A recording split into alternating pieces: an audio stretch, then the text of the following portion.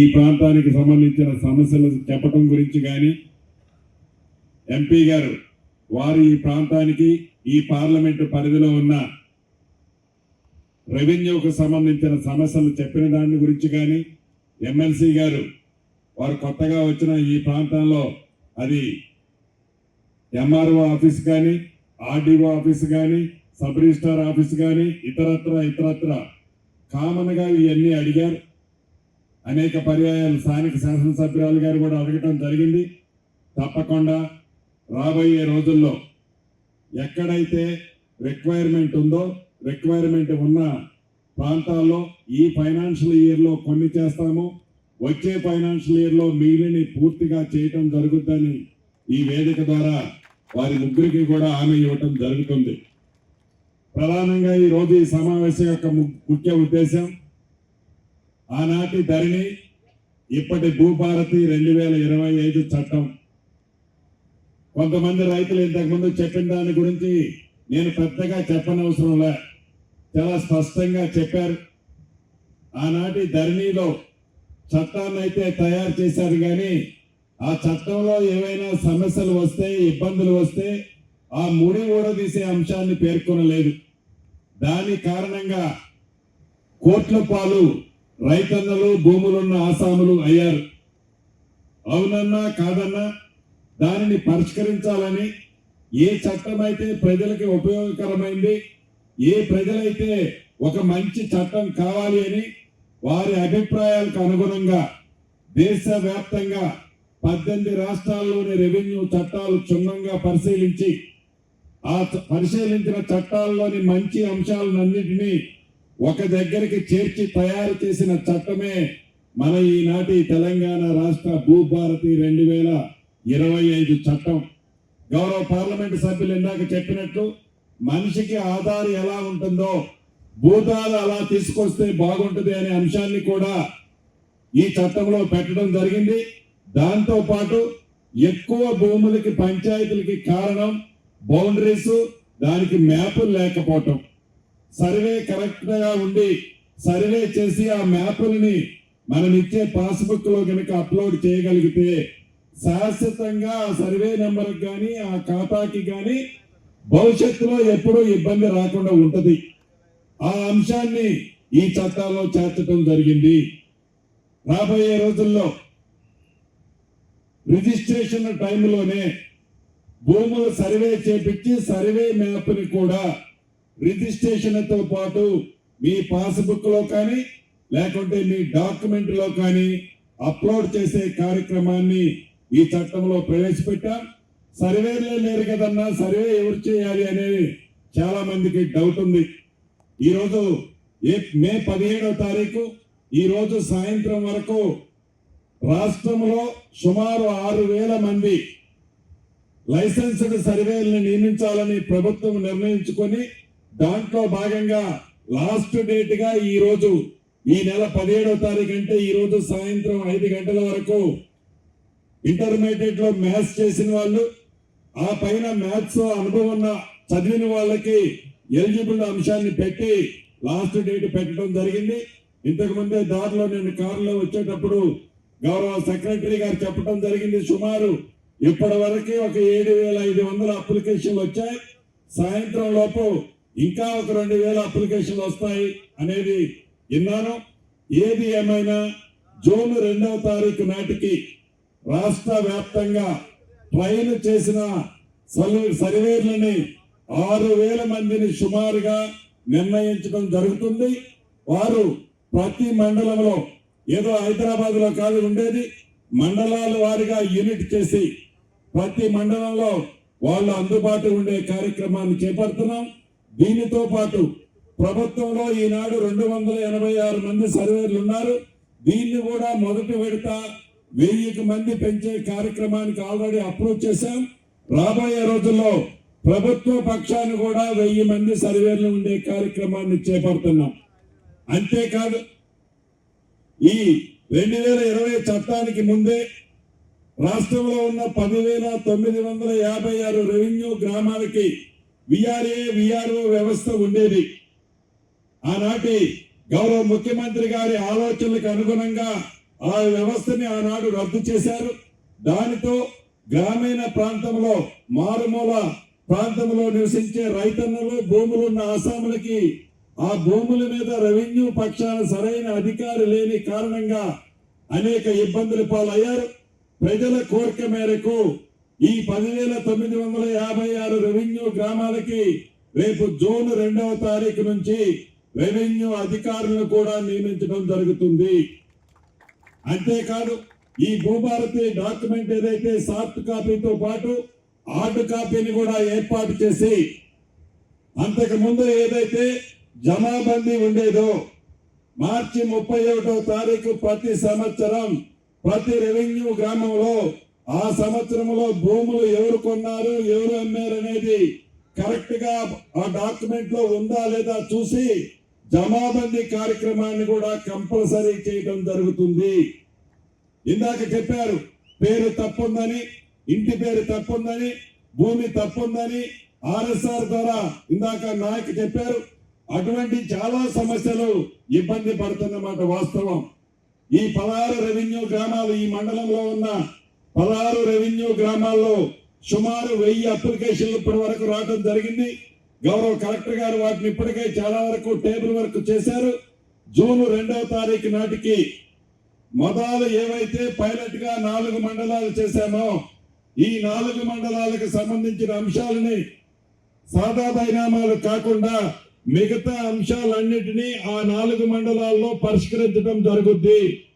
అదే రకంగా మిగిలిన 2వ విడత మన సాక్షాత్తు రెవెన్యూ మినిస్టర్ గారు మన దగ్గరికి రావడంతో ఇప్పుడు రైతులు ఏదైతే మాట్లాడడం జరిగిందో గత కొన్ని సంవత్సరాలుగా ఉన్నటువంటి పెండింగ్ ఇష్యూస్ ఏవైతే ఉన్నాయో అవన్నీ కూడా సాల్వ్ కావడానికి అవకాశం ఉంటుంది అని చెప్పేసి నేను కూడా భావిస్తా ఉన్నా. మరి ముఖ్యంగా ఏంటంటే రెవెన్యూ సదస్సులు మన భూభారతి చట్టం పైన ప్రతి మండలంలో అవగాహన సదస్సులు నిర్వహించడం జరిగింది. కానీ ఈరోజు రెవెన్యూ సదస్సులు అనేది మొత్తం జిల్లాలో చిలర్చేట మండలం తీసుకోవడం కూడా చాలా సంతోషం అని చెప్పేసి కూడా నేను తెలియజేస్తాను. ఎందుకంటే ఇది కొత్తగా ఫామ్ అయినటువంటి మండలం, చిన్న మండలం, ఎక్కువ సమస్యలు లేవు. మరి అదేవిధంగా ఈ మండలం తీసుకున్నప్పుడు మరి మొదటి రోజు నేను కూడా రెవెన్యూ సదస్సులో పార్టిసిపేట్ చేయడం జరిగింది. నేను మరి మంత్రి గారి దృష్టికి తీసుకొచ్చేది ఏంటంటే గతంలో ధరణికి సంబంధించి చాలా వరకు 90% సమస్యలు పరిష్కారమైన లాంగ్ పెండింగ్ ఇష్యూస్ మరి ఏంటంటే ఇప్పుడు మీరు చెప్పినట్టుగా సాదా బైనామా దానికి సంబంధించి మరి అదేవిధంగా ఏంటంటే వాళ్ళు అప్లికేషన్స్ పెట్టుకుంటున్నారు. కొంతమందికి అయితే పాపం అప్లికేషన్ పెట్టుకోవడానికి కూడా తెలుస్తలేదు. ఇంకా కూడా ఊళ్ళలో పోతే తెల్ల కాగితాలు తీసుకొని వచ్చి మాకు పట్టా సర్టిఫికేట్ జరుగుతలేదు ఇంకా అని చెప్పేసి వస్తూ ఉన్నారు. దాన్ని 2020కి సంబంధించినటువంటి అప్లికేషన్స్ మాత్రమే తీసుకుంటామని చెప్పేసి అంటా ఉన్నారు. కానీ ఇంకా కూడా గ్రామాల్లో ఇట్లా రెవెన్యూ సదస్సులు ఎవరైనా సాదా బైనామా అప్లికేషన్స్ పెట్టుకుంటే ఛాన్స్ ఇచ్చి వాళ్ళకి సమస్య పరిష్కరించాల్సిందిగా ఇక్కడ ఉన్నటువంటి అందరి రైతుల తరఫున నేను మంత్రి గారిని కోరుతా ఉన్నా. అదే కాకుండా ఏంటంటే మ్యూటేషన్స్ కూడా జరగట్లేదు. కొన్ని కరెక్షన్స్ ఏదైతే ఎక్స్టెంట్ కరెక్షన్ మనకు భూమి తక్కువ ఉంటుంది కానీ రైతులు ఎక్కువ మంది ఉంటున్నారు. అటువంటివి కూడా కొన్ని కరెక్షన్స్ ఇప్పుడు మనం చూసుకున్నట్టయితే మన భూభారతికి సంబంధించినటువంటి రెవెన్యూ సదస్సులో 16 రెవెన్యూ సదస్సులో ఈ యొక్క రెవెన్యూ సమావేశాలు పెడితే 953 మరి అప్లికేషన్స్ రావడం జరిగింది. దాంట్లో దాదాపు 50 to 60% కేవలం ఈ కరెక్షన్ ఎక్స్టెంట్ కరెక్షన్, అదేవిధంగా మళ్ళీ చిన్న చిన్న సమస్యలకు సంబంధించినవి అది దాన్ని తప్పకుండా మరి ఈ యొక్క రెవెన్యూ సదస్సుల ద్వారా ఇచ్చినటువంటి అప్లికేషన్స్ అన్ని కూడా పరిష్కారం అయితే అని చెప్పేసి నేను కూడా భావిస్తా ఉన్నా. మరి ముఖ్యంగా ఏంటంటే ఈరోజు మన ఇంతకుముందు మాట్లాడినట్టుగా చాలా మంది ఏంటంటే ఇప్పుడు మా గౌతమ్కి సంబంధించి ధన్యతానికి సంబంధించిన గతంలో కూడా నేను మన అసెంబ్లీ జరిగేటప్పుడు మీ దృష్టికి తీసుకున్నాడని జరిగింది. దాదాపు అంతా కూడా ఎస్టీసే 200 చిల్లర మంది రైతులు ఉన్నారు, 200 చిల్లర ఎకరాలు ఉన్నాయి. కాబట్టి వారికి పట్టా సర్టిఫికేట్స్ ఇస్తే వారికి ఏంటంటే కనీసం మనకు రైతు బంధు పక్కన పెడితే అమ్ముకున్నటువంటి ఏదైతే ధాన్యం వాళ్ళు మన పండించుకుంటున్నారో వాళ్ళ పేరు మీద అమ్ముకునేటువంటి పరిస్థితి లేదు. వేరే అకౌంట్ ఉన్నటువంటి వాళ్ళ పేర్ల మీద పాస్బుక్ పేర్ల మీద అమ్ముకోవాలా, వాళ్ళకి డబ్బులు వాళ్ళ అకౌంట్లో పడితే తిరిగి వాళ్ళకి వస్తాయా లేదా తెలియని పరిస్థితి. కాబట్టి అటువంటిది ఒకటి మరి మీరు ఇప్పుడు చెప్పడం జరిగింది, చాలా సంతోషం. వెంటనే వాటికి కూడా పరిష్కారం చూపించాలని చెప్పేసి కూడా నేను కోరుతాను. ఇంకా సమస్య పరిష్కారంగా ఏంటంటే రెవెన్యూ, మాకు మెదక్ జిల్లాలో ఫారెస్ట్ చాలా ఉంది. కాబట్టి రెవెన్యూ ఫారెస్ట్ డిస్ప్యూట్కి సంబంధించినటువంటి ల్యాండ్స్ చాలా మరి ఈ జిల్లాలో అపరిష్కృతంగా ఉన్నాయి. ఈ రెవెన్యూ సదస్సుల ద్వారా అది కూడా పరిష్కారం అవుతుందని చెప్పేసి నేను భావిస్తా ఉన్నా. మరి మన శివంపేట మండల్ నవపేట విలేజ్కి సంబంధించి అక్కడ ఏంటంటే టోటల్ మొత్తం విలేజ్ దాదాపు 1400 ఎకరాలు ఉన్నాయి. దాంట్లో రెవెన్యూ ఫారెస్ట్ ఇబ్బంది వల్ల వారికి ఇంతవరకు ఒక్కరు కూడా పట్టా సర్టిఫికేట్ వేయలే, పార్ట్ బీలో పెట్టడం జరిగింది. దాని ద్వారా ఏంటంటే రైతులకు పట్టాలు రాక మరి అంతకుముందు ఇచ్చినటువంటి పట్టాలు కూడా ఏంటంటే కొన్ని పట్టాలు పరంపోగానే పరంపోగు పట్టా అయింది. దానివల్ల అది పరిష్కృతంగా అక్కడ కలెక్టర్ గారికి ఆర్డీఓ గారికి చాలాసార్లు చెప్పడం జరుగుతుంది.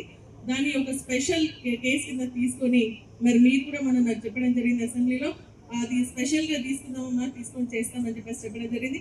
మరి మీరు ఇక్కడికి రావడం జరిగింది కాబట్టి తప్పకుండా అది ఒక స్పెషల్ కేసు కింద తీసుకుని ఆ గ్రామానికి సంబంధించిన పరిష్కారం చూపించాలని, తొందరనే వాళ్ళందరూ కూడా పట్టా సర్టిఫికేట్ ఇవ్వాలని చెప్పేసి కూడా నేను ఈ సందర్భంగా మిమ్మల్ని కోరుతా ఉన్నా.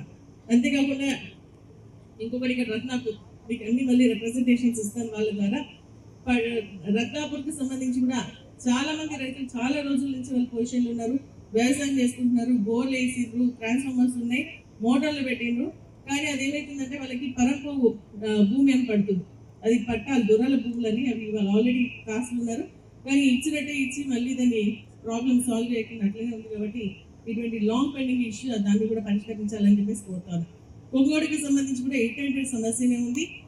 పరంపోగు భూములు ఉన్నాయి, కొంతమందికి పట్టాలు ఇచ్చినాం, పట్టాలు ఇచ్చిన తర్వాత మరి అవి కూడా లాక్కొని మరి ఇప్పుడు ఫారెస్ట్ నుంచి క్లియరెన్స్ ఉంది కాబట్టి అక్కడ కూడా పరిష్కారం చేయాలి. మొన్ననే రైతులందరూ కూడా ఆర్డీఓ ఆఫీస్కి వెళ్ళి ధర్నా కూడా చేయడం జరిగింది, ఆర్డీఓ గారు కూడా తెలుసు.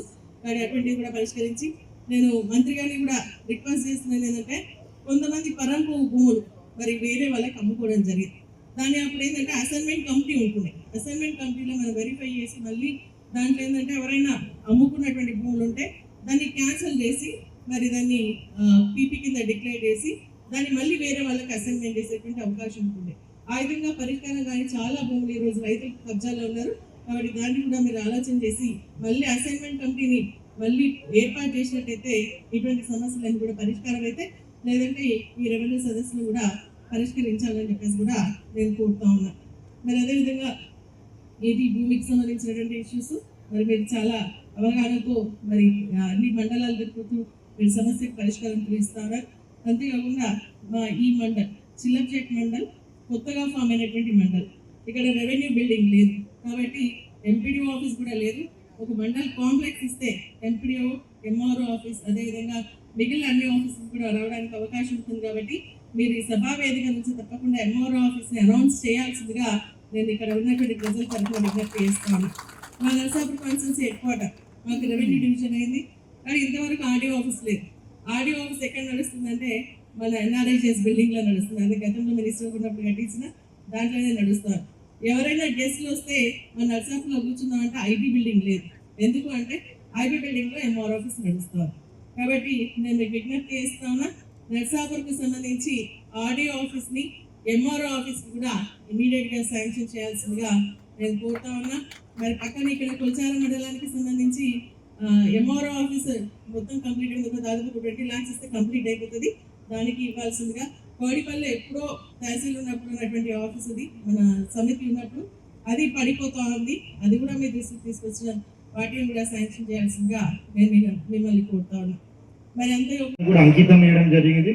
దాని తర్వాత ముఖ్యమంత్రి గారి ఆదేశానుసారం ప్రతి మండలంలో కూడా అవగాహన సదస్సులు అనేది కూడా కండక్ట్ చేసి మరి అన్ని అవగాహన సదస్సులలో కూడా పాత ధరణి పోర్టల్లో మనకి ఏమేమైతే ఇబ్బందులు ఉండేనో మరి ఆ ఇబ్బందులు అన్ని కూడా సరిచేసే విధంగా కొత్త భూభారతి పోర్టల్, సో భూభారతి చట్టం ఏ విధంగా ఏర్పాటు చేయడం జరిగింది. దీని ద్వారా ప్రజలకు ఎస్పెషల్లీ రైతులకు ఏ విధమైన సదుపాయాలు అందుబాటులో ఉంటాయని కూడా అన్ని కూడా సవివరంగా అన్ని మండలాల్లో కూడా మనం భూభారతి అవగాహన సదస్సులు కండక్ట్ చేయడం జరిగింది. మన చిలిపిచేడు మండలంలో కూడా ఇదే రైతు వేదికలో మనము భూభారతి అవగాహన సదస్సు కండక్ట్ చేయడం జరిగింది. మరి ఆ రోజు భూభారతి అవగాహన సదస్సులలో కూడా అన్ని మండలాల్లో కూడా మనము ప్రజలకంతా కూడా వివరించి ఏ విధమైన సదుపాయాలు దీని ద్వారా ఉన్నాయో చెప్పడమే కాకుండా పైలట్ మండలంగా, సో మే మంత్లో పైలట్ మండలంగా ఒక మన జిల్లాలో ఒక మండలిని సెలెక్ట్ చేసుకొని దాంట్లో రెవెన్యూ సదస్సులు కండక్ట్ చేసి కూడా మొత్తం మనం అప్లికేషన్స్ తీసుకుంటామని కూడా చెప్పడం జరిగింది. ఆ పైలట్ మండలం అయిపోయినాక 2 జూన్ నుంచి ప్రతి మండలంలో కూడా ప్రతి గ్రామంలో కూడా రెవెన్యూ సదస్సులు కండక్ట్ చేసి మరి తహసీల్దార్ నేతృత్వంలోని బృందం ఆ రెవెన్యూ విలేజ్కి విజిట్ అయ్యేసి అక్కడనే ఉన్న సమస్యలు మొత్తం కూడా వాళ్ళు ప్రజల నుంచి రైతుల నుంచి అప్లికేషన్ రూపంలో తీసుకుని అవన్నీ కూడా పరిష్కరిస్తామనేసి కూడా ఇంతకుముందు మీ అందరు కూడా చెప్పడం జరిగింది. మరి దాంట్లో భాగంగా మన చిలిపిచేడి మండలిని మన హానరబుల్ మినిస్టర్ గారు అప్రూవల్ తోని మన చిలిపిచేడి మండలిని మన మెదక్ జిల్లాలో సెలెక్ట్ చేయడం జరిగింది. సో దాని ద్వారా మనం చిలిపిచేడి మండలిలో ఉన్న 16 రెవెన్యూ విలేజెస్ లో కూడా ప్రతి రెవెన్యూ విలేజెస్ కి కూడా రెవెన్యూ విలేజ్ కూడా తహసీల్దార్ నేతృత్వంలోని బృందం, తహసీల్దార్, డిప్యూటీ తహసీల్దార్, ఆర్ఐ, అక్కడ ఉన్న కంప్యూటర్ ఆపరేటర్, అక్కడ ఉన్న ప్రతి ఒక్కరు కూడా రెవెన్యూ సిబ్బందితో ఒక టీం వేసి ప్రతి రెవెన్యూ విలేజ్ లో కూడా ప్రతి రోజుకి ఒక రెవెన్యూ విలేజ్ చొప్పున అన్ని విలేజెస్ కూడా మనం విజిట్ చేయడం జరిగింది. వాళ్ళందరి దగ్గర నుంచి కూడా అప్లికేషన్స్ రూపంలో సమస్యలు ఏమేమైతే ఉన్నాయో అవన్నీ కూడా తీసుకోవడం జరిగింది. సో చిన్నగా మనం ఇంతకు ముందు ఉన్న పోర్టల్ ఏవైతే సమస్యలు ఉండేనో సో అవన్నీ కూడా ఇప్పుడు పరిష్కారం అయ్యే విధంగా కూడా ఏ విధంగా మనం పరిష్కారం చేయొచ్చు అని కూడా అందరు కూడా వివరించి చెప్పడం జరిగింది. సో ఇంతకుముందు ఏదైనా ధరణి పోర్టల్ ఏదైనా రికార్డులో మార్పు చేయాలంటే సో ఆ తహసీల్దార్ ఆఫీస్లోనే ఆ మార్పులు అనేది కూడా జరుగుతుండే, ప్రజలకు ఏ విధంగా కూడా ఏం కూడా తెలియకుండా మార్పులు అనేది జరుగుతుండే. మరి ఇప్పుడు వచ్చిన ఈ భూభారతి చట్టంలో ఏ విధమైన మార్పులు చేసినా, విరాసత్ చేసినా, మ్యూటేషన్ చేసినా, లేకపోతే ఏమన్నా కోర్టు కేసు, అప్పీల్ కేసెస్ చేసినా, సాదా బైనామా చేసినా, ఏవి చేసినా కానీ ప్రజలందరికీ కూడా తెలిసే విధంగా సో అప్లై చేసుకున్న వాళ్ళకి ఒక నోటీసు, మళ్ళీ ఆ భూమితో సంబంధం ఉన్న వాళ్ళందరికీ ఒక నోటీసు, ఆ గ్రామ పంచాయతీలో ఒక నోటీసు, ఆ తహసీల్దార్ ఆఫీస్లో ఒక నోటీసు, అందరికీ కూడా నోటీసులు ఇచ్చి అందరికీ తెలిసే విధంగా ఆ విలేజ్ లో ఉన్న ప్రతి ఒక్కరికి తెలిసే విధంగా ఇప్పుడు ఏ విధమైన మార్పులు చేర్పులు చేయాలంటే కూడా అందరికీ తెలిసే విధంగా మొత్తం కూడా ట్రాన్స్పరెంట్ వేగా మనం చేయడం జరుగుతూ ఉంది. సో దీని ద్వారా ఏవైతే సమస్యలు ఇంతకుముందు మనకు వచ్చినాయో చాలా మంది ప్రజావానికి వస్తూ ఉండే ప్రజలు సో వాళ్ళందరూ కూడా చెప్తా ఉండే, సార్ మాకు తెలియకుండానే మా పేరు మీద ఉన్న పట్టా వేరే వాళ్ళకి మారిపోయింది, దయచేసి దాన్ని సవరించండి అని చాలా ప్రజావాణిలో అప్లికేషన్స్ వస్తూ ఉండే. మేము అబ్జర్వ్ చేసినాం కూడా ఏమంటే సో ఒక్కసారి ధరణిలో ఏదైనా పట్టా